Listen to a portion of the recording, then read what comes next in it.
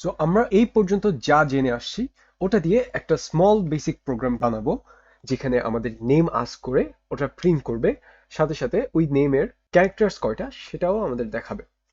So ফার্স্টে আমরা দিব একটা সিম্পল প্রিন্ট ফাংশন যেটা আমাদের গ্রিট করবে, suppose print hello world.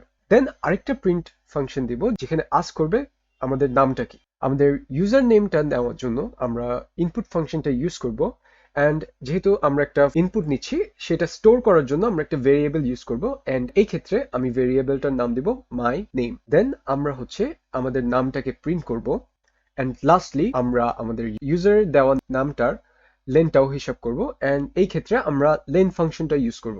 And আমরা যদি এই প্রোগ্রামটাকে রান করি তাহলে দেখব ফার্স্টে আমাদেরকে বলতেছে হ্যালো ওয়ার্ল্ড, দেন আমাদেরকে আস্ক করছে what is your name, and এটার পরে আমাদেরকে বলছে যে এন্টার ইয়োর নেম, যেটা আমরা আমাদের ইনপুট ফাংশনে ইউজ করে আসলাম। আমি আমার নেমটা ইনপুট করব, আমি যদি এন্টার প্রেস করি তাহলে দেখব আমার নামটা প্রিন্ট হলো, সাথে আমার নামের লেন্থে কয়টা ক্যারেক্টার্স আছে সেটাও ডিসপ্লে করছে।